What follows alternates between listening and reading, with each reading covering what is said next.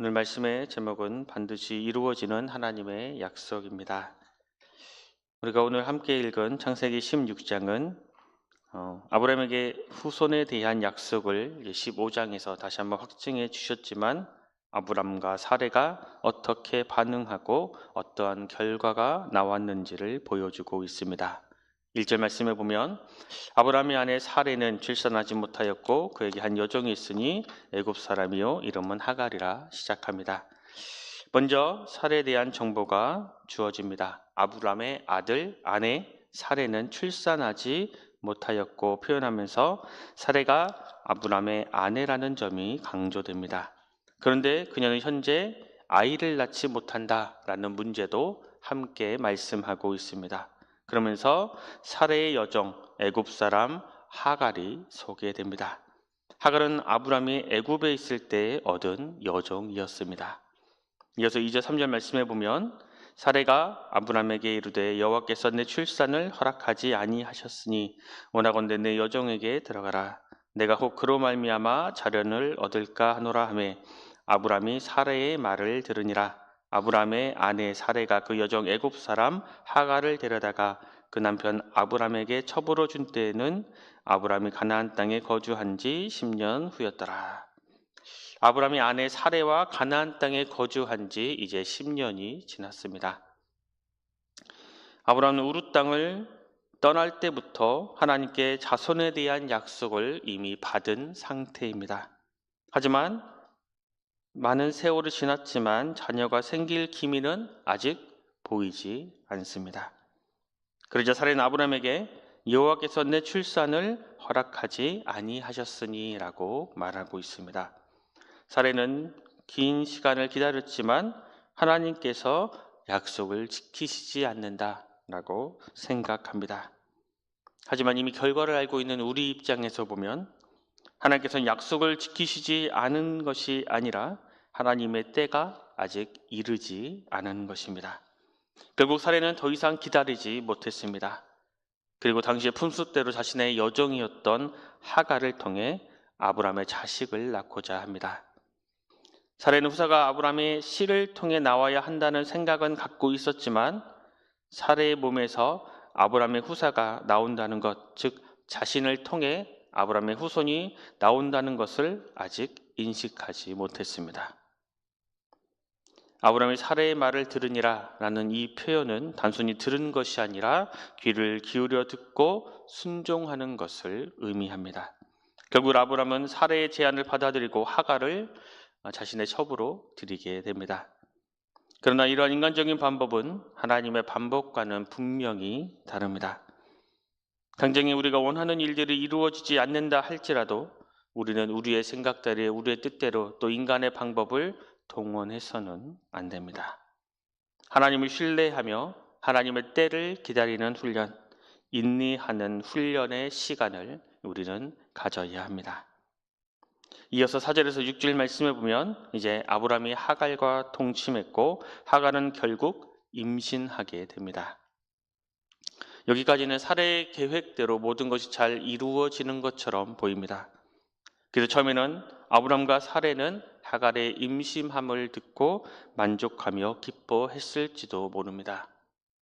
하지만 인간적인 생각과 방법으로 결정해서 움직이는 것은 처음에는 잘 되는 것 같아 보이지만 나중에는 분명히 문제가 생길 수밖에 없습니다.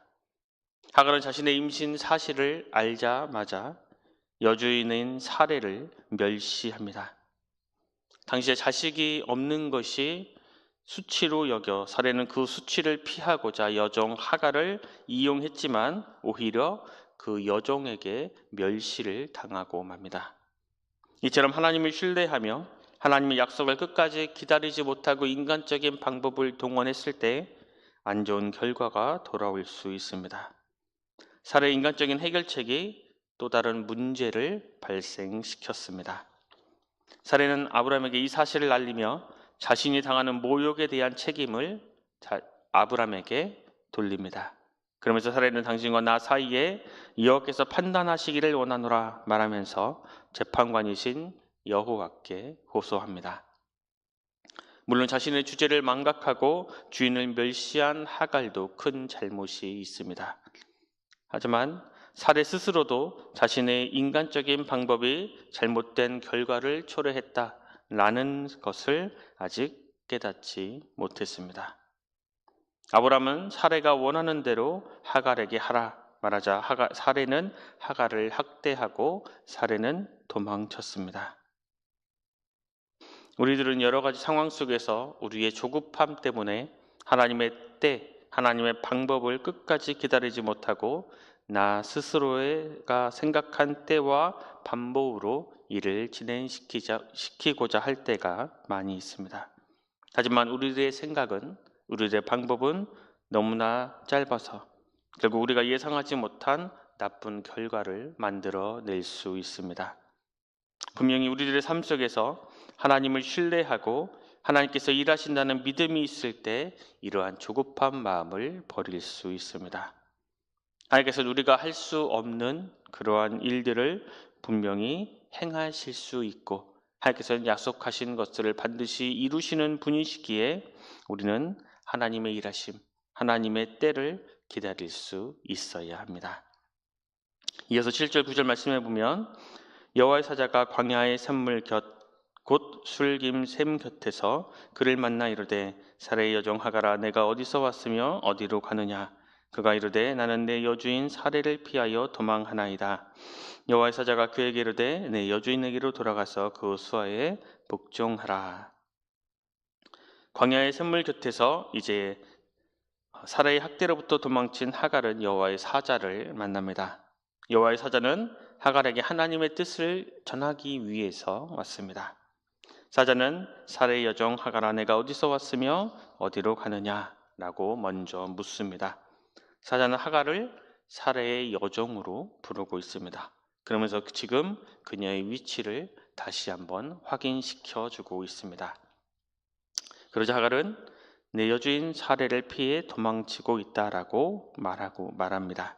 그러자 여호와의 사자는 내 여주인에게로 돌아가서 그 수하에 복종하라 지시합니다. 여호와의 사자는 하갈에게 원래의 위치로 돌아가서 이전처럼 여주인에게 도전하지 말고 스스로 복종하라고 명령한 것입니다. 이어서 10절에서 14절 말씀해 보면 사레에게 다시 돌아가 복종하라는 명령에 이어서 하갈에게 약속의 말씀도 더하여 주십니다. 내가 내 씨를 크게 번성하여 그 수가 많아 셀 수 없게 하리라 라는 말씀입니다. 그리고 하갈에게 아들을 낳을 것이니 이름을 이스마엘이라 지으라고 지시합니다. 그 이름의 뜻은 여호와께서 고통을 들으셨다입니다. 이어서 이스마엘에게 대해 설명합니다. 그는 쉽게 길들여지지 않는 들락이 같이 자유롭게 살아갈 것이며 모든 자와 적대적인 관계 가운데 살아가게 됩니다. 그리고 그는 모든 형제와 대항하며 살게 됩니다. 이걸 보면 사실 썩 좋은 이야기는 아닙니다. 하지만 사레의 학대를 피해 광야까지 도망 나온 하갈은 사레에게 학대를 받을 때에 자신뿐만 아니라 자신의 뱃속에 있는 새로운 생명까지 죽을 수 있다는 두려움이 있었습니다.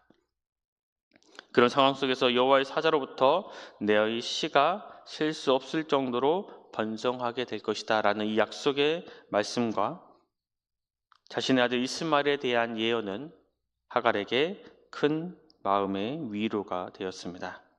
당장에 자신과 자신의 뱃속에 있는 생명이 죽지 않고 무사히 살 수 있다는 것입니다. 그래서 하갈은 여호와의 이름을 나를 살피시는 하나님이라고 부르며 여호와의 사자를 만난 그 샘을 부엘라 헤로이라고 부릅니다. 살아계셔서 나를 살피시는 분의 우물이라는 뜻을 가지고 있습니다. 사실 아브라함과 사라의 인간적인 방법으로 하갈이 잉태하게 된 이스마엘은 하나님께서 원하셨던 계획이 분명 아니었습니다. 하지만 하나님께서 하갈과 이스마엘까지도 불쌍히 여기셨습니다. 비천한 여정의 고통까지도 들으시는 것입니다. 아브라함과 사라의 인간적인 방법의 결과로 사레와 하갈의 관계는 완전히 망가지고 말았습니다.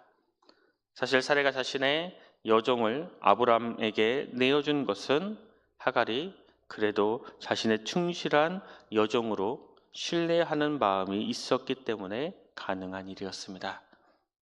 그러나 지금은 그 관계가 완전히 망가지고 말았습니다. 하지만 하나님께서는 어떠한 상황 속에서도 진심으로 긍휼하심과 은혜를 구할 때 하나님께서 살펴주시고 그 망가진 것들을 고쳐주시는 은혜를 베풀어 주십니다. 우리들이 고통 중에 있을 때도 하나님께 긍휼하심을 구하면 하나님께서는 우리를 결코 그냥 내버려 두지 않으시고 우리를 반드시 살펴주시는 분이십니다. 이어서 마지막으로 15절, 16절 말씀에 보면 하갈이 아브람의 아들을 낳음에 하갈이 낳은 그 아들의 이름하여 이스마엘이라 하였더라. 하갈이 아브람에게 이스마엘을 낳았을 때에 아브람이 86세였더라. 하갈은 결국 하나님의 말씀대로 아브람의 아들을 낳았고 아브람은 그 아들의 이름을 이스마엘이라 불렀습니다. 여호와의 사자를 통해 광야에서 하갈에게 말씀하신 하나님의 그 말씀이 그대로 이루어졌습니다. 이처럼 하나님의 약속과 하나님의 말씀은 어떠한 상황 속에서도 반드시 이루어집니다. 오늘을 살아가고 있는 이때 우리도 하나님의 약속은, 하나님의 말씀은 반드시 이루어진다라는 믿음을 가지고 살아가시기 바랍니다. 그래서 지금 우리들이 서 있는 삶의 자리가 하나님께서 인도하신 자리라는 믿음을 가지고 그 주님의 약속의 말씀을 신뢰하고 온전히 믿으면서 주님과 동행하며 주님의 말씀의 약속들을 이루어가며 살아가는 우리 모두가 되기를 간절히 소망합니다. 기도하겠습니다. 하나님께서 이미 우리에게 선하신 약속을 주셨지만 온전히 하나님을 신뢰하며 그 약속을 길어지지 못했음을 고백합니다. 참으로 조급해할 때가 많이 있었습니다. 그럴 때마다 인간적인 생각과 방법들을 찾지 않게 하여 주시옵소서. 온전히 하나님이 약속하신 그 약속의 말씀을 붙잡고 평강 가운데 온전히 하나님만을 목적 삼고 바라볼 수 있는 굳건한 믿음을 더하여 주시옵소서. 또 하갈의 고통을 들으시는 하나님 아버지를 우리가 온전히 믿게 하시고 온전히 하나님의 그 선하신 계획을 믿게 하시고 언제나 그 하나님의 말씀에 순종하며 나아가는 우리 모두가 될 수 있도록 주님 함께하여 주시옵소서. 모든 것 감사드리며 귀하신 예수 그리스도 이름으로 간절히 기도드립니다. 아멘.